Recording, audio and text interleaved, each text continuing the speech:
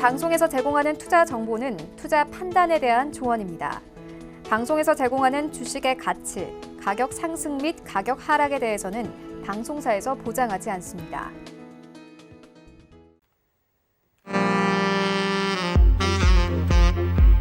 안녕하세요. 배트맨 2부 진행의 도지은입니다. 오늘 아침 국제유가 이슈부터 김정은 위원장의 위중설까지 하루 종일 악재가 혼재하는 시장이었습니다. 다행히 시장이 후반부로 갈수록 이성을 되찾았지만 중요한 건 우리 시장이 악재에 좀 더 민감하게 반응한다는 사실이었습니다. 오늘 힘들었을 여러분들을 위해서요. 이런 시장 이야기부터 업종 그리고 종목에 대한 이야기까지 종합 선물 세트로 준비를 했으니까 채널 끝까지 고정 부탁드립니다. 또 본 방송에서 제공해드리는 정보는 투자 판단에 대한 조언일 뿐 해당 주식의 가치나 수익률을 보장하고 있지는 않습니다. 또 서울경제TV는 자본시장 통합법 준수하고 있죠. 1:1 투자 상담, 유사 수신행위, 무인가 영업행위 등 모든 불법 사항을 엄중하게 금지하고 있다는 말씀까지 전해드리면서 저희 배트맨 2부도 힘차게 출발합니다.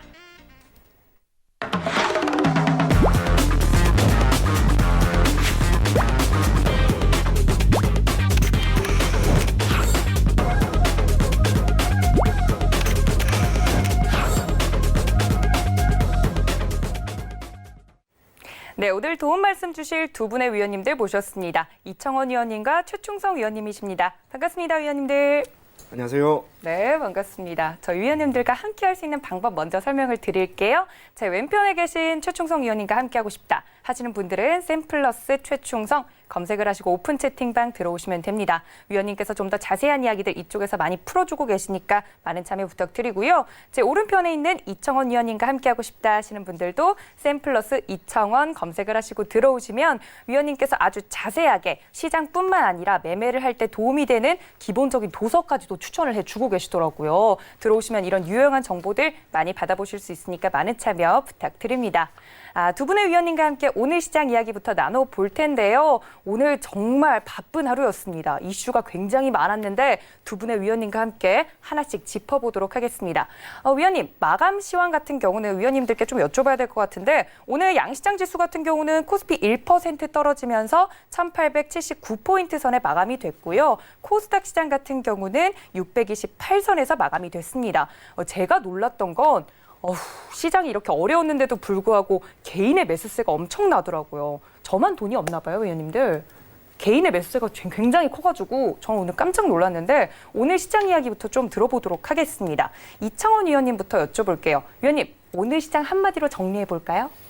예, 오늘 시장을 한마디로 정의하자면 끝날 때까지 끝난 게 아니다라고 하는 그러한 말로 제가 정의를 내리려고 합니다. 이유는 장 초반에 소폭 지수가 움직임이 나왔습니다. 그러다가 오히려 상승하는 움직임이 나왔죠. 물론 김정은이라고 하는 한 이슈와 관련해서 지수가 강하게 밀렸습니다. 정확하게 10시 반부터 12시 정도까지 밀렸지만 장 후반으로 가면서 이 하락분을 거의 대다수 많이 하는 움직임이 나왔어요.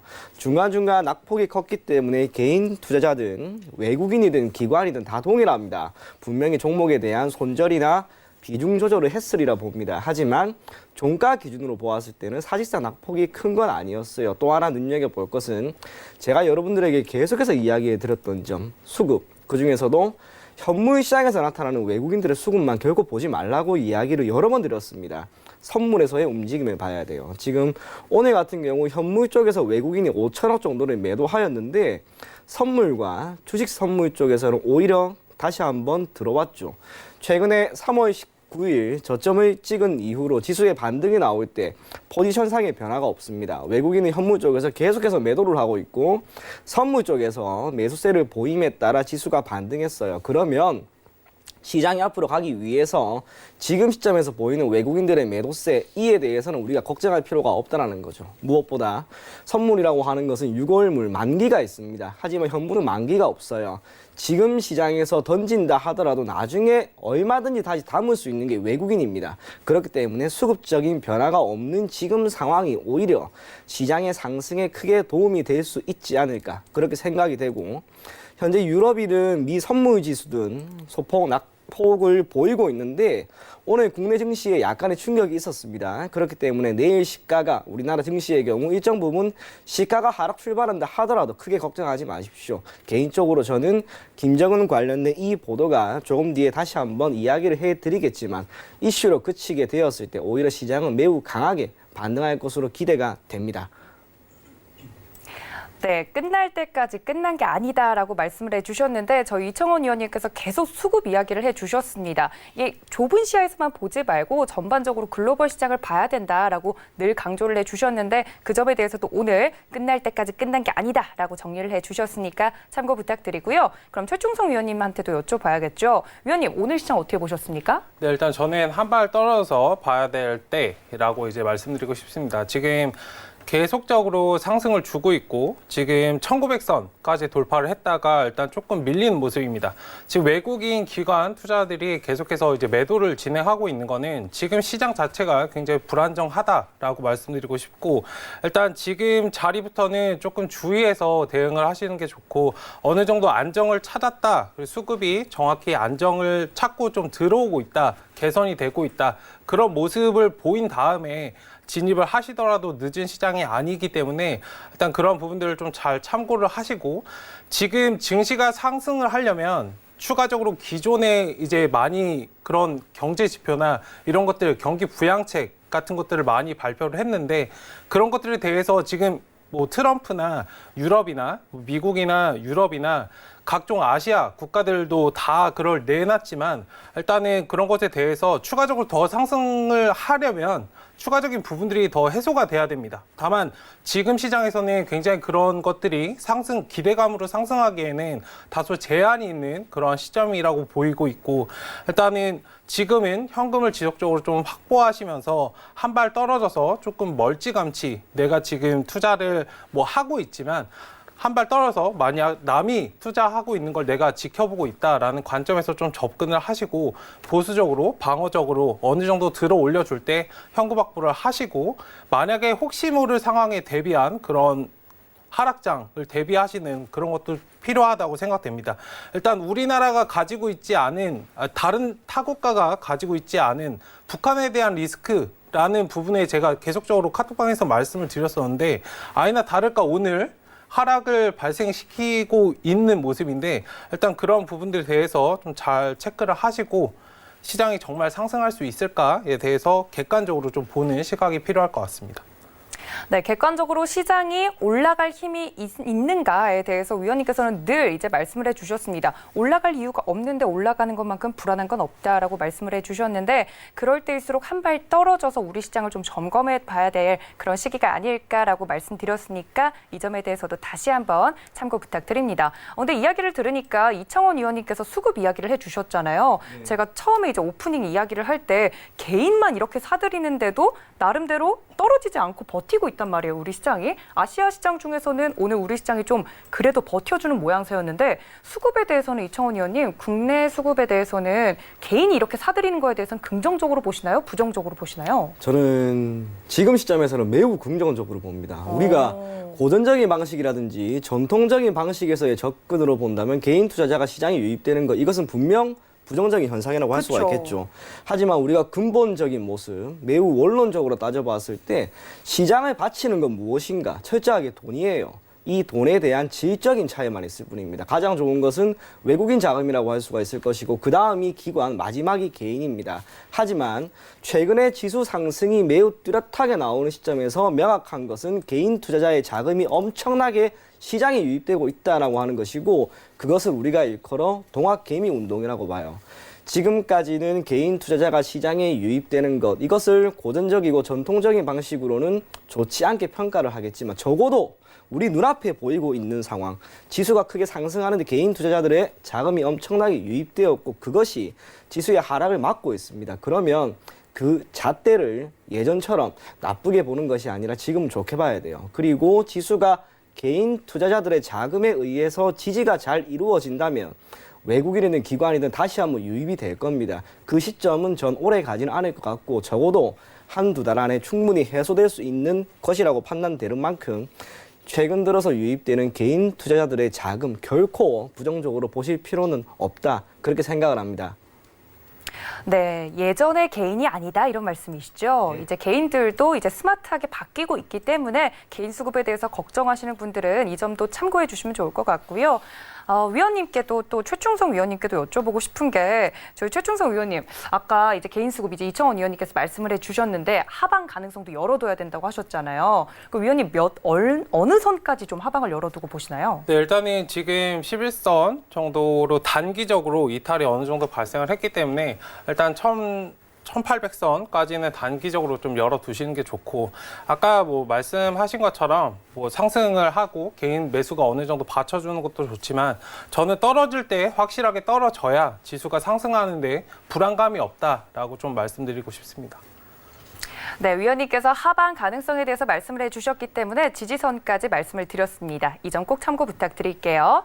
그럼 이제 본격적으로 이슈를 다뤄보는 시간으로 넘어가 보도록 하겠습니다. 두 가지 이슈를 저희가 다뤄보도록 할 텐데요. 우리 시장을 강타했던 오늘 첫 번째 이슈부터 만나보시죠.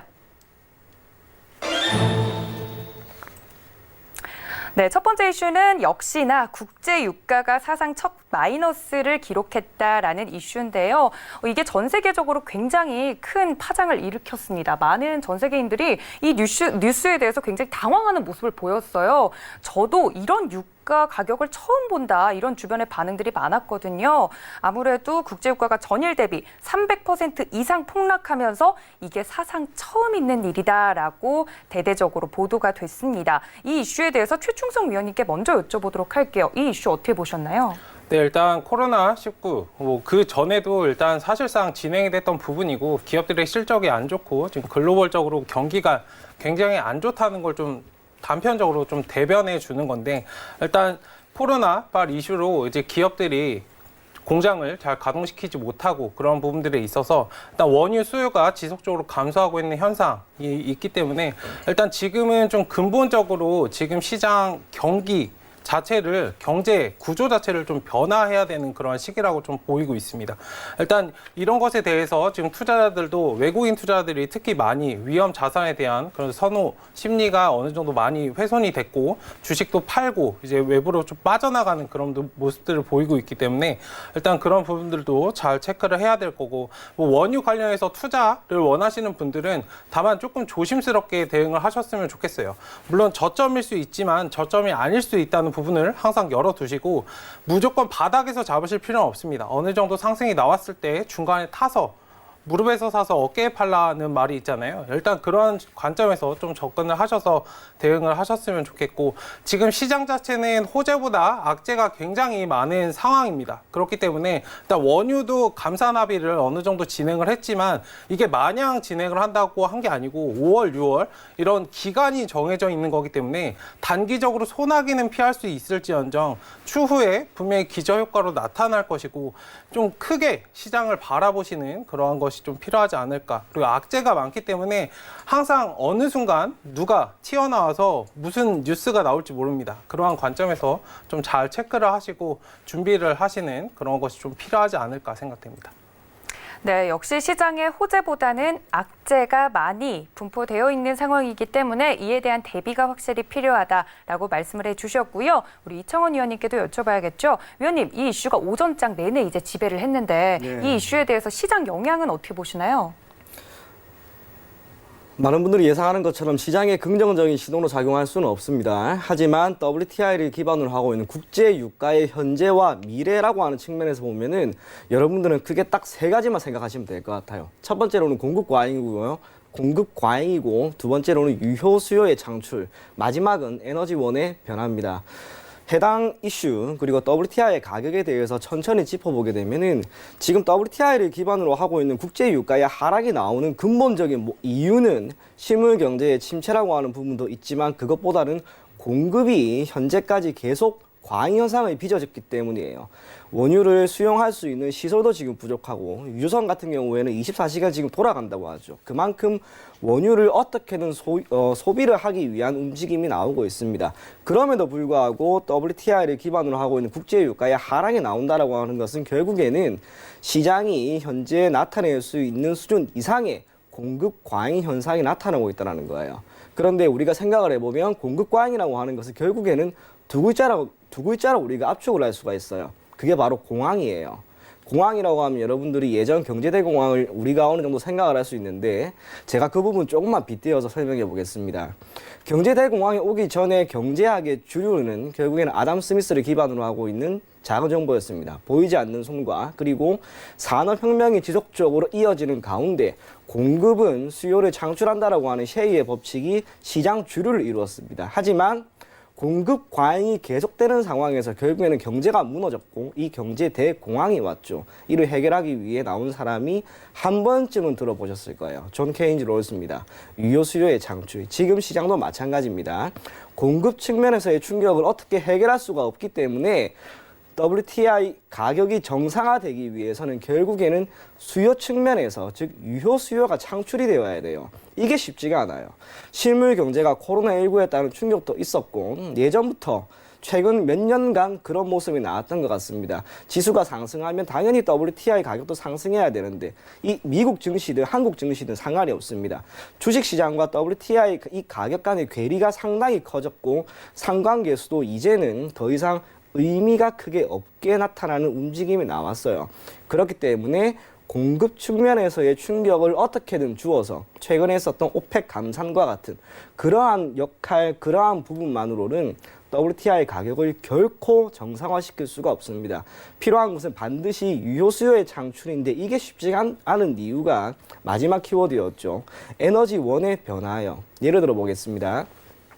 최근에 자동차만 보면 매우 좋은 예가 될 것 같은데 10년 전에 전기 자동차라고 하는 게 아마도 100대 중에 1대, 2대밖에 없었을 겁니다. 그런데 지금은 다르죠. 10대 중에 1, 2대가 전기차예요. 적어도 자동차를 우리가 예로 들어 설명한다면 원유에 대한 수요가 이제 다른 에너지원으로 조금씩 대체가 되고 있고 이는 산업 전반적으로 확장될 가능성이 높습니다. 대체 에너지원이 전기가 될 수도 있고 수소 에너지가 될 수도 있고 풍력이나 태양과 그 모든 것이 될 수도 있어요. 한 가지 확실한 것은 원유를 기반으로 하고 있는 현대 산업이 조금씩 그 동력을 다른 곳으로 변화시키고 있다는 점. 그것이 결국에는 유효 수요의 창출을 조금 더 더디게 할 수 있는 부분이라 할 수 있는데 이로 인해서 국제유가의 상승이 공급 측면에서는 크게 해결할 수가 없습니다. 수요를 늘려야 돼요. 하지만 이게 쉽지 않다는 점. 그래서 WTI든 두바이든 브렌트든 단기간의 상승은 결코 나오지 않을 겁니다. 설령 나온다 하더라도 그것은 반짝 올라가는 것이 가능성이 높고 서프라임 터지기 전에 배럴당 WTI 가격이 146달러까지 올라갔어요. 배럴당 100달러 앞으로 여러분들이 못 볼 겁니다. 지금 시점에서는 40달러, 많게는 60달러 그 정도까지만 올라가더라도 국제 유가는 정말 많이 상승했다. 그런 시장이 그리고 그런 현실이 앞으로 펼쳐지게 되는 만큼 국제 유가는 당분간 이와 관련된 상품은 당분간 여러분들이 조금 피하는 게 합리적인 투자 전략이 되지 않을까 그렇게 생각이 됩니다. 네, 국제유가 이슈에 대해서 위원님께서 비유까지 들어가 주시면서 이제 자세하게 설명을 해드렸는데 어느 정도 이해가 되셨으리라 생각이 됩니다. 이제 전통적으로 국제유가와 주식시장 간의 연관 관계가 조금씩은 흐려지고 있는 게 아닌가라고 위원님께서 말씀을 드렸으니까 이 점까지 참고 부탁드리고요. 그럼 저희 두 번째 이슈로 넘어가 보도록 하겠습니다. 오늘 저희 장을 이끌었던 두 번째 이슈 만나보시죠.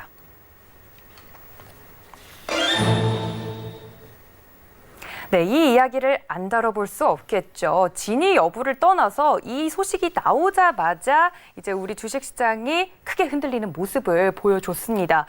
김정은 북한 국무위원장이 중퇴라는 정보가 이제 외신 보도를 통해서 나오면서 우리 시장이 장중에 급락을 하는 모습을 보였는데요. 여기에 대해서는 저희 이청원 위원님께 먼저 여쭤보도록 하겠습니다. 위원님, 이 소식 이제 접했을 때 네. 장중에 이제 리딩도 하고 계셨잖아요. 네네. 이 소식 듣고 어떻게 대응하셨어요? 우선 너무 놀랐습니다. 그쵸? 갑작스럽게 이런 악재가 나왔다라고 하는 거. 특히 우리가 흔히 전일 대비 등락률 상승 종목을 언제나 보게 되는데 빅테크와 스펙코가 갑자기 움직여 버리더라고요. 그러니까요. 그래서 이거 뭐지? 라고 했는데 이슈가 바로 나왔습니다. 김정은 그 상태가 지금 좋지 않다라고 하는 부분.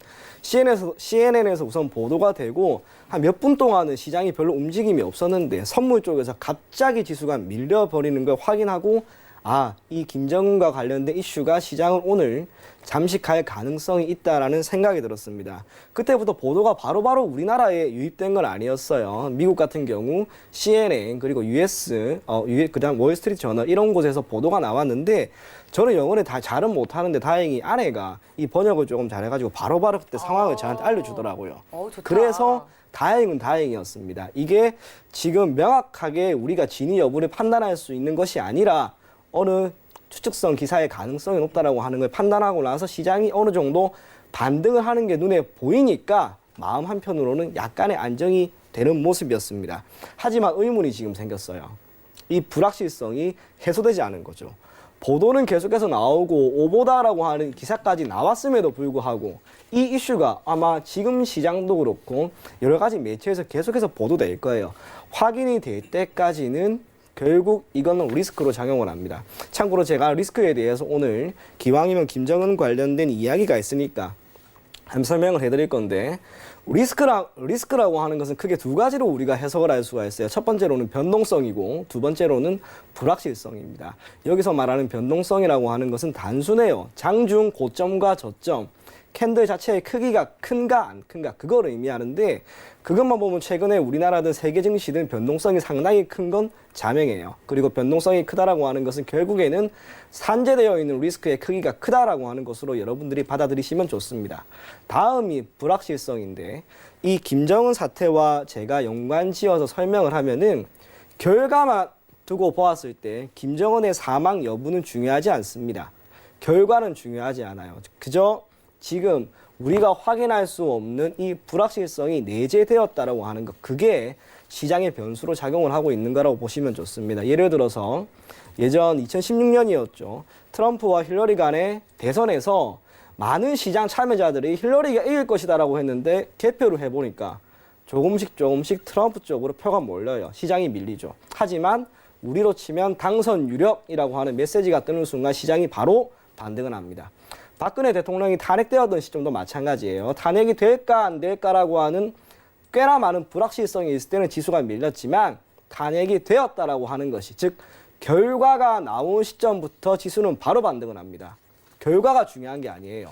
김정은이 사망했다 또는 김정은이 중태 상태다라고 하는 그게 명확하게 나오는 시점에서 지금 이 이슈는 더 이상 리스크로 작용하지 않을 겁니다. 오래 가지 않을 거예요. 그렇기 때문에 여러분들이 지금 보인 오늘 이 이슈에 대해서는 크게 개의치 마시고요. 무엇보다 아까 이야기해드린 것처럼 수급이 변한 게 없어요. 현물 쪽에서 여전히 던졌고 선물 쪽에서 여전히 매수입니다. 시장은 더 갈 겁니다. 더군다나 국내가 현재 정치적으로 매우 안정성을 도모한 시점이기 때문에 코스피든 코스닥이든 크게 하락할 것이다. 그 부분에 대해서는 걱정하지 않으셔도 괜찮을 것 같습니다. 네, 위원님께서 오늘 있었던 이 김정은 중태설에 대해서 이제 시장이 움직인 부분에 대해서 자세하게 설명을 해주셨습니다. 그 와중에도 또 아내분 자랑을 살짝 하셨는데 이제 외신 보도를 이제 정확하게 전달해줘서 시장 대응이 빨랐다 이 말씀이시죠? 너무 컸습니다, 사실 그게. 부럽네요. 네, 확실히 CNN 보도가 나온 뒤에 정정 보도가 계속해서 쏟아지긴 했지만 아무래도 우리 주식시장은 선제 반영이 되기 때문에 뭐 진위 여부와 상관없이 좀 시장이 요동치는 모습이라서 많은 개인 투자자분들 놀라셨을 것 같은데 위원님께서 말씀해 주신 것처럼 빅텍 같은 경우는 장중에 가격 제한폭까지 뛰어오르면서 거래를 마쳤습니다. 아무래도 변동성이 큰 하루였기 때문에 많은 분들 걱정 크셨을 것 같은데 이번엔 최충성 위원님께 좀 여쭤보도록 하겠습니다. 오늘 위원님도 장중에 리딩하시면서 이 뉴스 이제 받아보셨잖아요. 어떻게 보셨나요? 저는 계속적으로 말씀을 드리지만 차트가 만들어지고 재료가 상승을 거두거나 아니면 차트가 만들어진 상태에서 악재가 터져서 일단 하락을 한다. 그러니까 제가 말씀드리고 싶은 건 모든 것 다 차트에 답이 있다라고 말씀을 드리고 싶습니다. 차트가 만들어지지 않고 주가가 상승하는 경우는 거의 없고 거의 10의 9 정도 보시면 되고요. 하락하는 경우도 차트가 만들어지고 나서 하락이 나오는 경우이지. 그러니까 일단은 업종 지수를 봤을 때 저는 기존에 상승을 하고 있었고 제가 주말에도 저희 회원님들께 말씀을 드렸었는데 일단 어떠한 이유로든 시장은 하락할 것이다 라고 말씀을 드렸습니다. 기존에 이제 상승을 했던 부분에 대해서 어느 정도 눌림을 충분히 가지고 가야 시장은 안전하게 상승을 할 수 있기 때문인데 일단은 지금 북한의 타국가에 없는 북한에 관한 리스크로 어느 정도 아시아권에 대해서 영향을 좀 받는 모습인데 일단 지금 시장을 주도하고 있는 섹터군들이 굉장히 부재하고 있다는 부분에 대해서 어느 정도 시장의 흐름을 좀 잘 판단하실 필요가 있습니다. 시장을 주도하는 섹터군이 없다는 건 결국에는 상승을 할 수 있는 이유가 거의 없다는 것이랑 거의 맞먹는 그런 것이기 때문에 그런 주도할 수 있는 섹터군이 없다는 건 역으로 떨어질 가능성이 더 많다라고 생각을 하시면 됩니다. 상승에 대한 이유는 10가지, 수십 가지, 수백 가지가 돼야 되지만 하락에 대한 이유는 딱 한 가지로 떨어질 수 있거든요. 일단 그런 부분들을 좀 잘 체크를 하셔서 시장의 흐름을 잘 읽고 현금 확보를 제가 계속 말씀드린 이유도 그것입니다. 상승이 되는데도 말씀드린 이유에 대해서 말씀드린 거니까 일단 그 부분들을 잘 체크를 하시면 좋겠고 시장을 떨어뜨리는 그러한 시장 상황에서도 저는 오늘 방송에서도 제가 진행을 하고 있는 카톡방에서 아침에 일단은 그런 부분들에 대해서 일단 대응하시기 어렵다면 이것에 대해서 진위 여부를 파악하시고 지금은 조금 여유롭게 기다리시라고 오히려 말씀을 드렸거든요. 일단 여러 기사들이 나오고 있습니다. 얼마 전에는 트럼프가 친서를 받았다라는 그 말이 나오고 얼마 뒤에 갑자기 김정은이 위험하다. 그 다음에는 그렇지 않다. 확인할 수 없다라는 이런 기사들이 나오고 있기 때문에 그런 것에 대해서 진위 여부를 파악하고 움직이셔도 조금 늦진 않아요. 그렇기 때문에 일단 그런 것에 대해서 좀 분별력을 가지고 좀 대응을 하셨으면 좋겠고 일단 이슈는 중요하지 않다라고 말씀드리고 싶습니다. 시장에 눌림이 나오면 그냥 나온 상황에서 나오는 것이기 때문에 거기에 대해서 물론 이유를 찾고 진위 여부를 파악하시는 것이 제일 중요하고 일단 이슈에 대해서 판단을 하시기보다는 차트도 어느 정도 만들어져 있었습니다. 사실 빅텍이나 스페코 같은 종목들도 보시면 차트가 다 만들어져 있었어요. 저도 오전에 살짝 보긴 했는데 김정은과 관련된 그러한 이슈로 올라갈 줄은 솔직히 살짝 의심은 했지만 오늘 갑자기 터져 나올지는 사실 몰랐거든요. 일단 그런 부분들을 잘 체크를 하셔서 차트를 잘 보시고 종목 관련해서도 섹터 관련해서도 좀 잘 체크를 하시고 대응을 하신다면 지금 시장에서도 충분히 수익을 내실 수 있기 때문에 그런 것들을 좀 잘 체크를 하시고 진행을 하셨으면 좋겠습니다. 네, 위원님께서도 이제 장중에 이 뉴스를 봤을 때 사실은 이제 어느 정도 올라갈 종목들은 차트가 이미 만들어져 있었다라고 말씀을 드렸습니다. 빅텍과 스페코 같은 경우는 위원님께서도 이슈로 물론 올라가긴 했지만 중요한 건 이슈가 앞으로는 중요하지 않다. 갈 종목은 어떤 이유로든 가게 되어 있다라고 말씀을 해주셨는데 아무래도 두 분의 이제 공통된 의견이 이슈는 금방 소멸될 것이다. 이제 거기에 대해서 좀 진중한 투자가 필요한데 남북 경협주를 가지고 계신 분들은 오늘 하루 굉장히 가슴이 철렁하셨을 것 같아요. 만약에 아직도 남북 경협주를 가지고 계신 분들이라면 내일이라도 좀 매매를 하는 게 좋을까요? 매도를 하는 게 좋을까요? 위원님 먼저 이야기 여쭤봐도 될까요? 저는 계속해서 보유할 것을 권해드리겠습니다. 보유 의견. 네, 이유는 최근에 남북 경협주가 정확하게 움직인 시점이 언제였냐라고 물어보면은 총선 이 길이었어요. 이게 의미가 있어요. 참고로 현 정부가 남북 간의 관계 개선을 위한 움직임을 보이지 않았거나 남북 관계를 개선시키기 위한 그러한 움직임을 전혀 보이지 않았더라면 어찌 보면 외교 정책에 변화가 없었다는 거예요. 그런데 총선 다음 날 하필 남북 경협주들이 급등을 하기 시작을 합니다. 그러면 이게 뜻하는 것은 앞으로 남북 간의 관계를 개선시키기 위한 단순하게 정부 차원뿐 아니라 집권 여당 측면에서의 도움이 크게 있을 것이라고 하는 그 전망이 있기 때문이에요.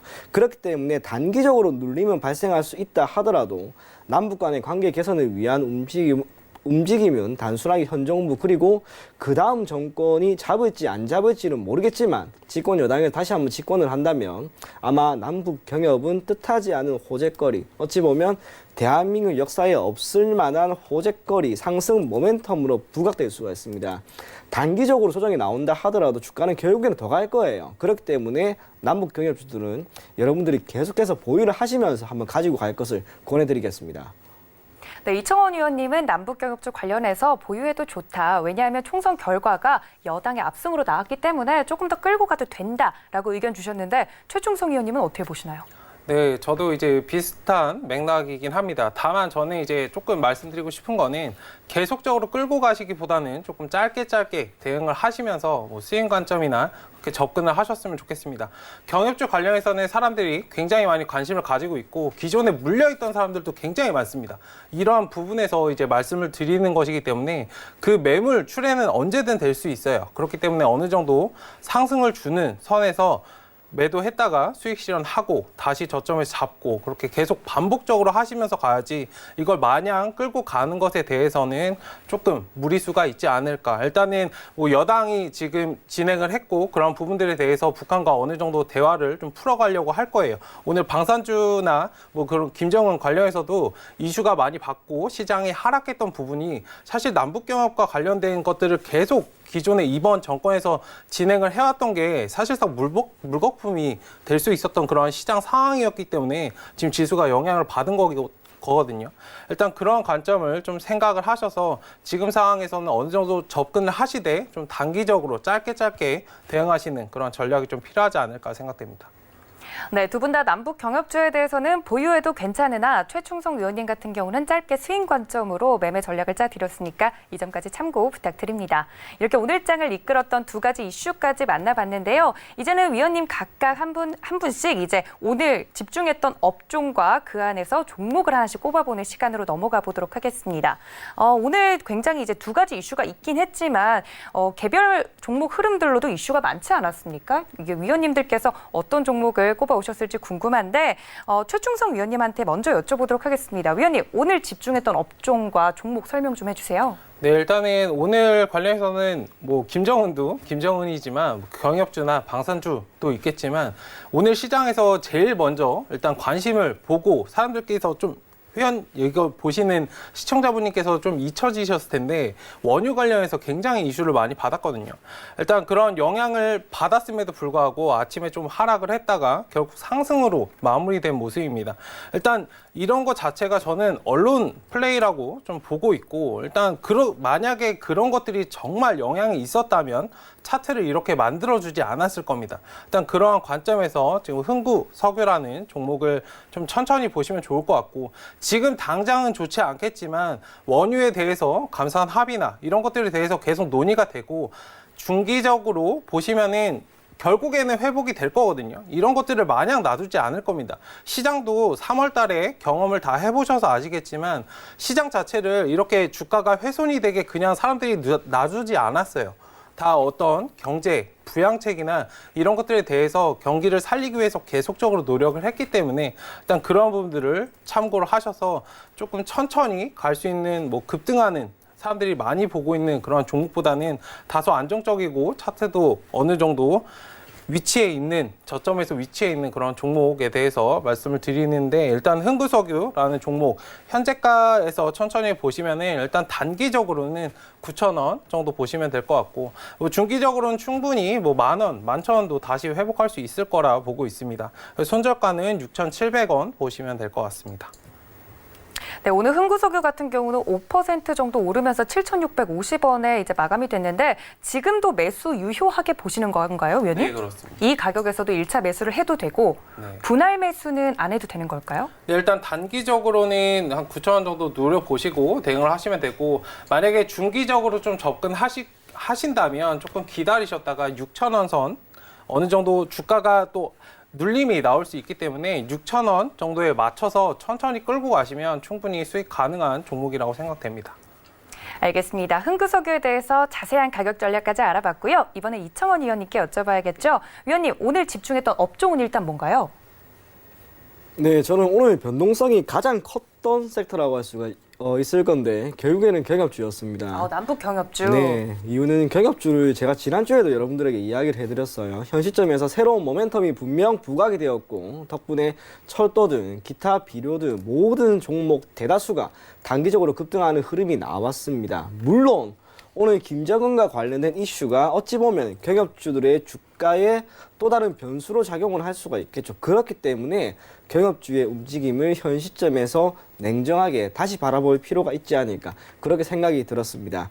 그중에서도 제가 지난주에 이야기를 해드렸던 대아TI라고 하는 종목이 역시나 가장 눈에 들어왔는데 단기적인 급등이 매우 크게 나왔어요. 그리고 오늘 비록 음봉으로 마무리되었다 하더라도 제가 당시에 추천해드렸던 목표가로 제시해드렸던 7,000원이라고 하는 가격대를 돌파를 해버렸습니다. 시세가 아직 죽은 게 아닌 것 같아요. 그렇기 때문에 이 종목 여러분들이 계속해서 눈여겨보실 것을 권해드리겠고요.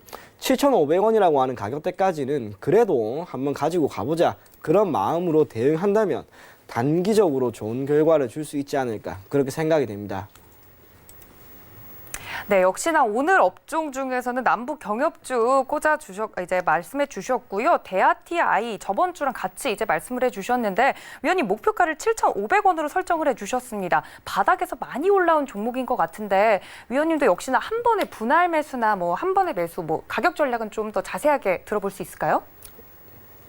네, 저 같은 경우는 분할 매수를 지금 시점에서, 즉 변동성이 이렇게 큰 종목에 대해서 우리가 분할 매수하는 것은 크게 의미는 없을 거라고 보여지고요. 내일 시가면 될 것 같습니다. 내일 시가에 여러분들이 가급적 잡으시고 비중은 너무 높게 잡지는 마세요. 15에서 한 20% 정도만 잡고 목표 가격은 7,500원.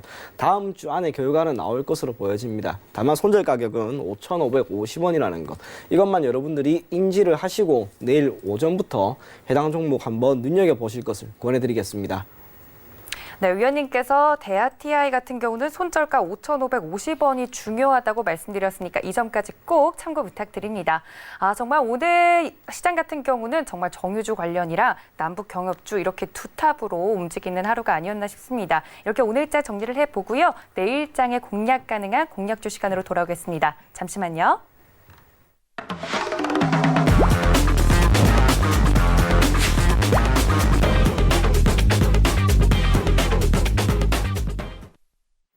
네, 시청자 여러분들이 가장 기다리셨을 베스트 공략주 시간입니다. 무엇보다도 내일장에 바로 적용이 가능한 공략주들을 위원님께서 한 종목씩 소개를 해드리는 시간인데요.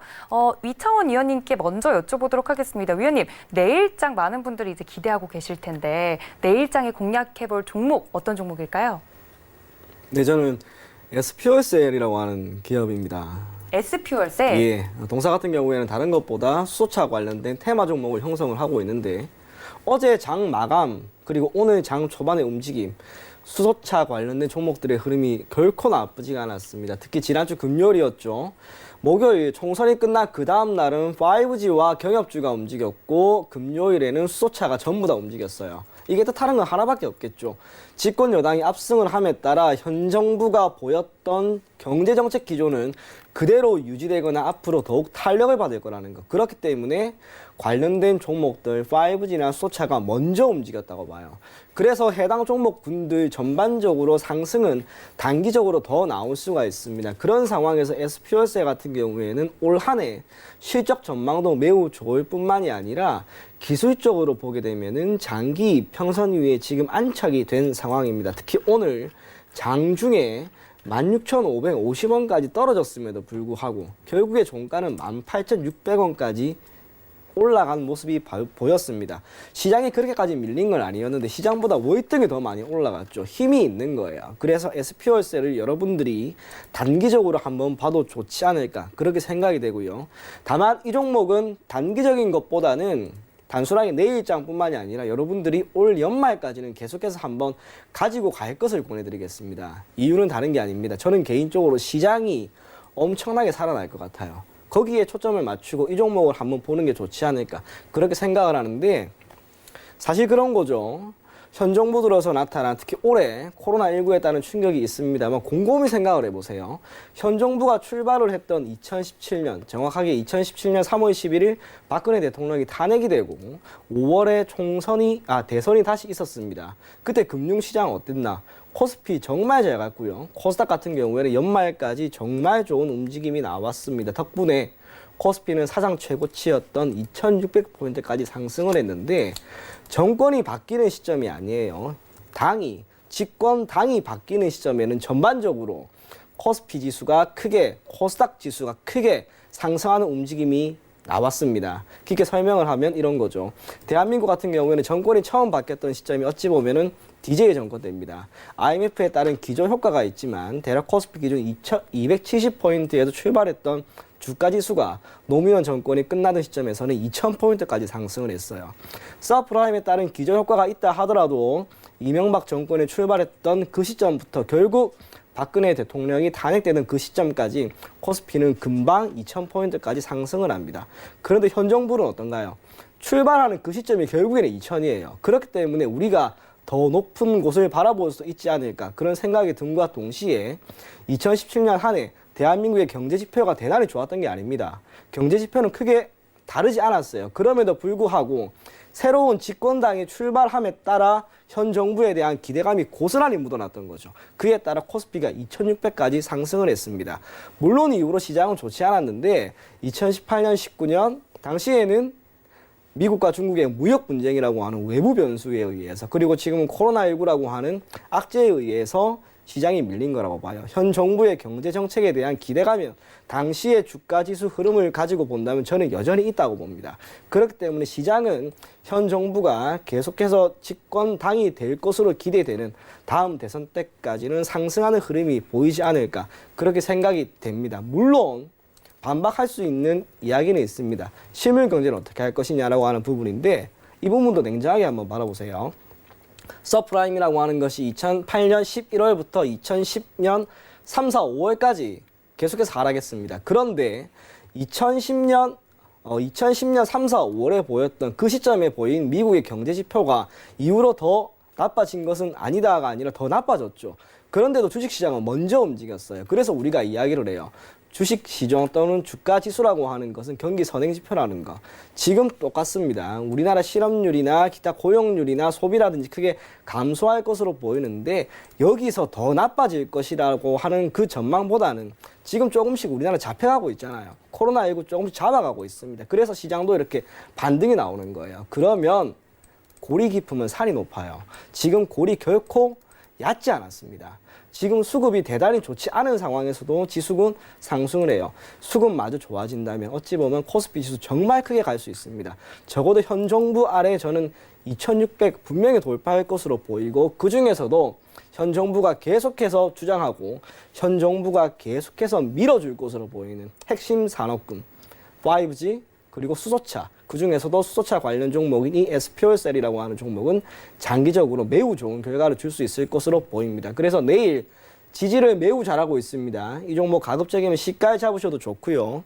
목표 가격은 기본적으로 25,000원 선입니다. 이 가격대는 돌파하는 걸 여러분들이 확인을 하시고 대응하는 게 좋지 않을까 그렇게 생각이 되고 손절 가격은 16,000원 제시해드리겠습니다. 네, 위원님 이청원 위원님께서 이제 제시를 해주신 가격대 SPOL셀 같은 경우는 목표가 25,000원과 손절가 16,000원 제시를 해주셨습니다. 아무래도 총선 결과에 조금 더 영향을 받아서 현 정부 밑에서는 수소차 테마 군들 모두 잘 가지 않을까라고 위원님께서 말씀을 해주셨으니까 이 점까지 꼭 참고 부탁드립니다. 이번엔 최충성 위원님의 내일장 공략주를 만나볼 텐데요. 위원님, 내일장 공략주 어떤 걸로 꼽아주셨나요? 네, 일단 저는 에이스 침대라는 종목에 대해서 말씀드리겠습니다. 갑자기 침대냐라고 생각하실 수도 있는데 일단 건자재나 지금 그런 것들 관련해서 코로나19 관련해서 다들 진단키트나 이런 걸 보고 있지 않습니까? 저는 다 말씀드렸지만 저도 이번에 코로나 관련해서 다 잡아냈습니다. 그러니까 그것에 관해서 숨은 관련주라고 저는 말씀드리고 싶고 지금 자택근무나 사람들이 집에만 있다 보니까 인테리어나 침대 같은 것들을 계속 바꾸는 그러한 좀 흐름을 보이고 있거든요.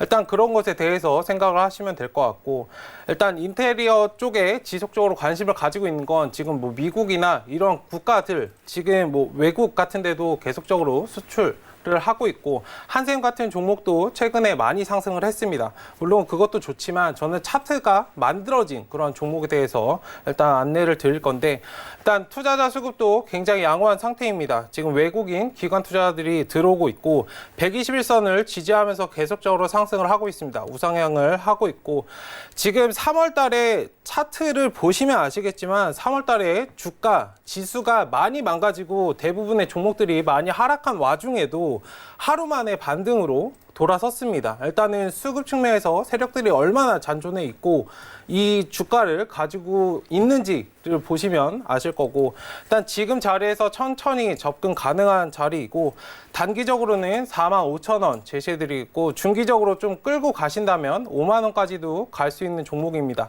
충분히 수급도 양호하고 지금 121선을 잘 지켜주고 있기 때문에 이 부분을 잘 생각하시면 될 것 같고, 사람들이 지금 보고 있는 뭐 남북 경협주나 수소차나 뭐 전기차나 물론 그런 것들도 다 좋지만 단기적으로 대응을 하시되, 지금 정말로 수급이 있는 것들은 사람들이 보는 게 아니고 다른 곳에 있습니다. 항상 그런 원석들은 숨어 있기 때문에 그런 것을 좀 잘 찾고 대응을 하셨으면 좋겠습니다.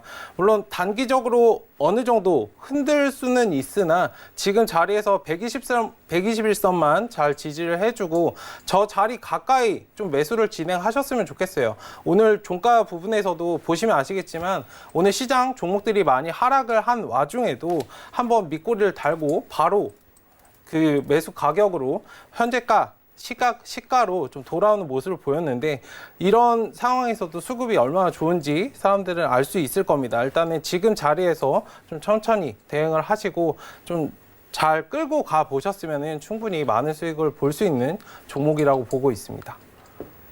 네, 코로나19 관련해서 재택 관련주, 이제 재택 근무 관련주 해가지고 에이스 침대를 위원님께서 제시를 해주셨습니다. 정말 많은 분들이 갑자기 웬 침대라고 생각하실 수 있을 것 같은데, 한샘에 대해서는 아무래도 다음 분기 실적이 좋아질 것이다라는 이제 공시도 나오고 있고, 거기에 대해서도 이제 에이스 침대도 따라붙고 있으니까, 차트도 잘 만들어져 있으니까 에이스 침대 한번 공략해 보시는 게 어떨까 말씀을 드렸습니다. 가격 전략 목표가 45,000원과 손절가 37,500원 제시를 해드렸으니까 내일장에서 잘 공략을 해보셨으면 좋겠습니다. 저희 위원님들께서 이렇게 매일매일 내일장 공략주 드리고 있는데 드린다고 끝이 아니죠. 드렸던 종목에 대해서 한번 리뷰를 받아볼까 하는데요. 이청원 위원님, 저번 주에 이 시간 통해서 드렸던 종목이 뭐였죠? 삼성전자였던 것 그렇죠. 같습니다. 삼성전자였죠. 네. 만약에 삼성전자 그때 공략을 했다가 지금도 들고 계시다면 AS를 어떻게 볼 수 있을까요? 우선은 기존에 보유하고 계셨던 분들은 지금처럼 눌림이 발생하는 시점에 오히려 추가 매수하세요. 그리고 신규로 진입을 원하시는 분이라면 현 시점에서 들어가도 결코 늦지 않습니다. 당시에 지난주에 제가 삼성전자에 대한 이야기를 해드렸을 때 주가가 48,000원 정도 부근이었습니다. 시장이 바로 올라가면서 52,000원까지 상승을 했습니다. 수익률은 약 5% 정도 난 것으로 보여지는데 5%를 먹기 위해서 여러분들에게 제가 삼성전자를 추천했던 건 아니었어요. 조금 전에도 이야기해드렸죠. 골이 깊으면 산이 매우 높을지도 모릅니다. 그러면 삼성전자는 당연히 움직일 거예요. 삼성전자 현 시점에서 대한민국은 물론이고 전 세계를 대표하는 이 기업이 코스피가 이렇게까지 반등을 하는 상황에서 앞으로 더 못 갈 이유는 하나도 없다고 봅니다. 수급적으로 개인이 계속해서 유입되는 거 나쁘지 않습니다. 외국인도 최근에 다시 한번 턴을 하는 움직임이 나왔기 때문에 삼성전자는 결코 여러분들에게 손해를 주지는 않을 것 같아요. 투자를 할 때 중요한 건 이런 거죠. 수익 좋습니다. 하지만 손실을 내지 않는 건 더 중요해요. 삼성전자를 보유하고 있다라고 하는 거, 그것만으로도 어찌 보면 나는 매우 안전한 투자를 하고 있다라고 여러분들이 생각을 하시게 될 겁니다. 그래서 삼성전자를 기존에 보유하고 계셨는데 정리하지 못하신 분은 오히려 내일 시가쯤에 다시 한번 매수하시고요. 신규로 나는 들어가겠다라고 생각하면 내일 시가에 그냥 잡아버리세요. 괜찮습니다. 비중은 30이든 40%까지든 괜찮습니다. 저는 시장이 분명히 살아날 거라고 보고, 설령 여기서 밀린다 하더라도 다시 돌아올 겁니다. 대한민국 증시 고작 1900포인트밖에 안 되기 때문에 크게 어려움 없이 삼성전자 계속해서 긍정적으로 보실 것을 매우 강하게 권해드리겠습니다. 네, 저번 주에 이청원 위원님께서 드렸던 종목이 삼성전자였는데 여기에 대한 AS까지 해드렸습니다. 이번엔 최충성 위원님의 AS 받아보도록 할 텐데요. 위원님, 저번 주에 주셨던 종목명이 굉장히 생소했어요. 뭐였죠, 네. 위원님? 화이브라더스 코리아입니다. 그렇죠. 그런 어려운 종목을 주셨었는데 AS를 좀 해주세요.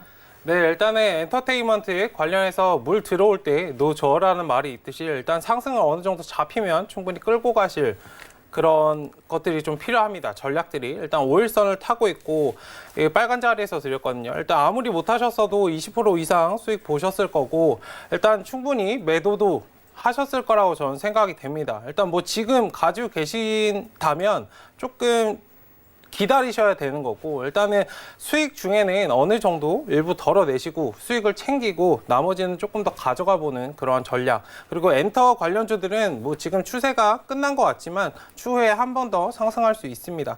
그러니까 올라갔던 종목들은 계속적으로 올라가는 그런 것들이 있기 때문에 일단 그러한 시장의 흐름을, 주가의 흐름을 좀 잘 판단하셔서 대응을 하셨으면 좋겠습니다. 네, 두 위원님들께서 주셨던 종목에 대한 AS까지 만나봤습니다. 내일장 공략주랑 공략 AS까지 말씀을 드렸으니까 이 점 모두 참고 부탁드리고요. 1시간 동안 함께해 주신 저희 위원님들께 감사 인사드리겠습니다. 위원님들 고맙습니다. 감사합니다. 네, 저희 위원님들과 함께할 수 있는 방법 카카오톡 무료 오픈 채팅방 다시 한번 안내드립니다. 샘플러스 최충성, 샘플러스 이청원 검색을 하시고 들어오시면 저희 위원님들과 오늘 방송에서 나눴던 이런 유익한 이야기들 포함해서 자세한 종목에 대한 이야기까지 나눠보실 수 있다고 하니까 이쪽으로도 많은 참여 부탁드립니다. 자, 그럼 배트맨 2부에서 준비한 소식은 여기까지고요. 내일 여러분 성공 투자를 위해 다시 찾아뵙도록 하겠습니다. 지금까지 시청해주신 여러분 고맙습니다.